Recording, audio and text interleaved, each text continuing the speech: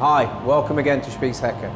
Refinishing new replacement parts, whether metal or plastic, is part of the everyday work of a modern body shop. Over the next few minutes I want to show you how using our Vario Primer Surfacer 5340 ensures a quick, efficient and simple start to this process. What I've tried to simulate here is a typical repair job that you see every day in body shops. We've got a new plastic bumper, a new wing, blend into the door. Now of course in a training centre we don't always have a car available, so unfortunately I've had to use a body shell on this occasion. However, the process will be the same, and of course I'm going to show you the end result when we've finished. The main focus of this though will be on preparation of both the plastic part and the new fender, and I will of course recap the application of the base coat as we go. Sometimes we can be lucky and the bumper will arrive pre-primed.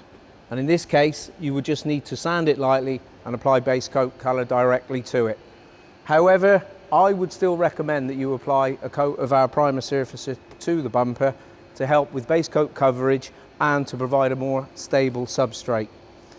In this case, this bumper is unprimed, and so we need to prepare it well to ensure that we don't have any problems later on.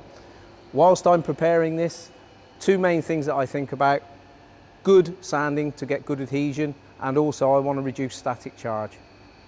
We recommend that any new plastic parts are tempered before any preparation work is undertaken.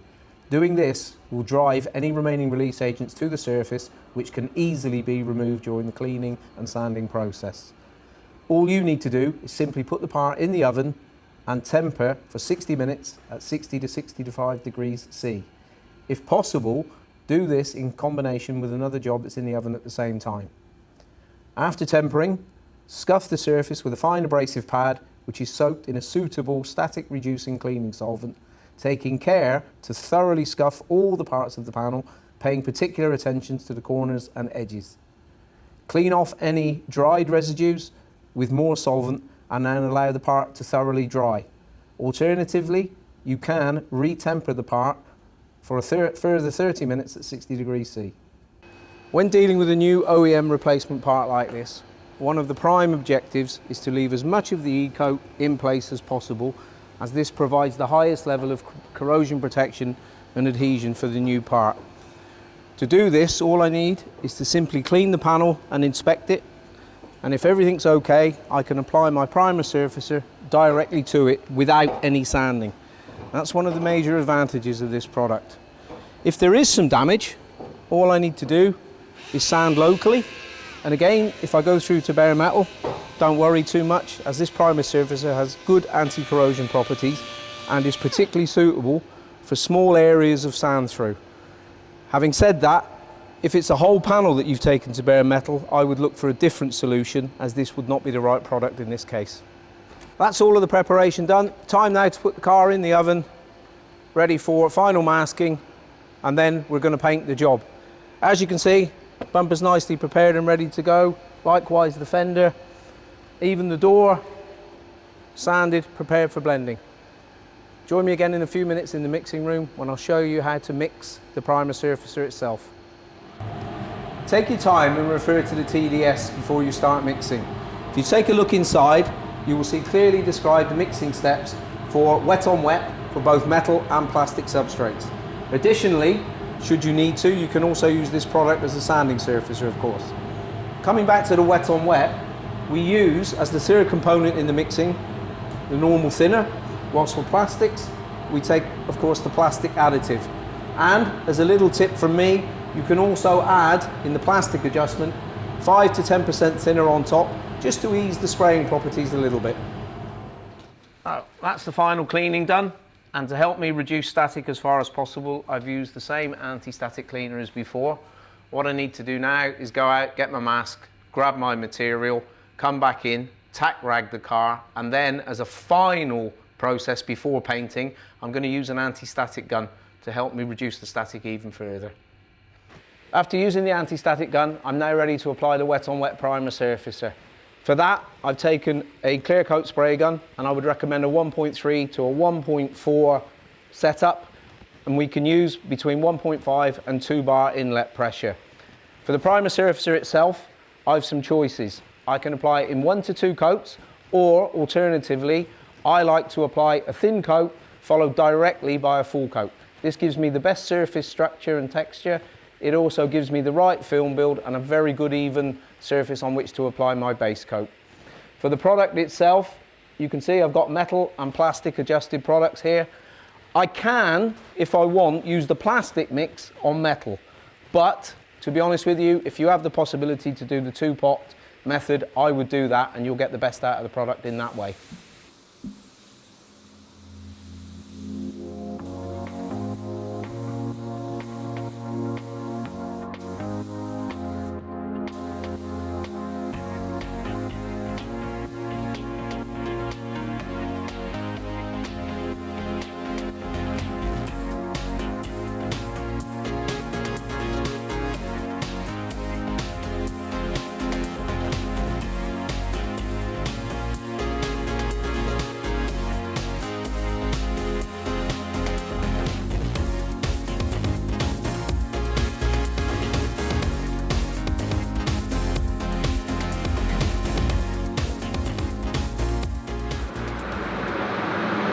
So that's the application done. I need 15 minutes flash off time now, during which I'll clean the gun, get my base coat and blender ready. See you in a few minutes. That's the primer surfacer flashed off. Let's just take a quick look at it before we go with the base coat. As you can see, surface is nice and smooth, good leveling. If there were any bits of dirt in it, I could denib it now after the flash, but one of the real advantages of using the anti-static gun is that you get a really nice clean job like this. So let me go and get my base coat and blender, and I'll see you back here in a few minutes. Hopefully you'll have visited our YouTube channel or websites before and you will have seen the base coat in application. If not, and this is the first time, let me just run you through it very, very quickly. What I intend to do, spray my blender in this kind of area here, and I could go right to the edge of the panel. It has no effect on the colour. Once I've got my blender on in a single closed coat or a light double, I'll change the pot, take my base coat and spray out to the widest area first, yeah, and then move inside a little bit, just finish the blend with the second coat. The important thing, as ever, is to make sure that I make a good connection between the base coat and the blender so that everything's smooth and joined together.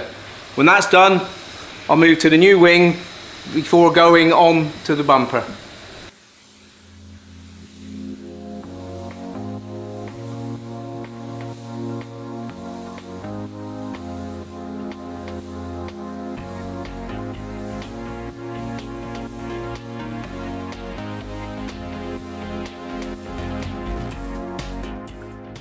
That's the base coat flashed off, everything's looking really good. Time we moved on to the clear coat, which in this case will be the Race Clear Coat 8700.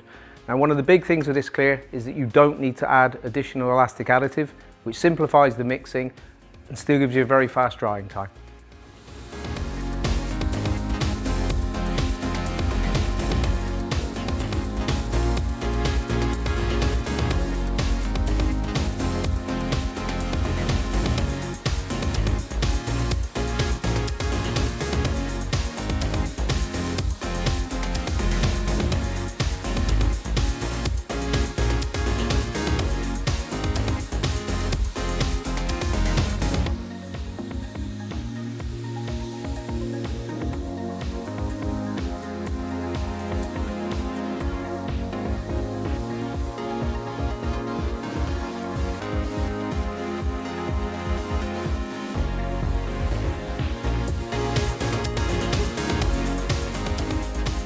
Here's the final job, and as you will have seen, this process benefits greatly from using a multi-purpose primer surfacer, which not only has great corrosion protection but also excellent adhesion, making it particularly suitable for both metal and plastic substrates. Used together with our high-tech base coat and our Race Clear Coat 8700, it offers you a very reliable system for these very common repairs. Thanks for watching, see you again soon.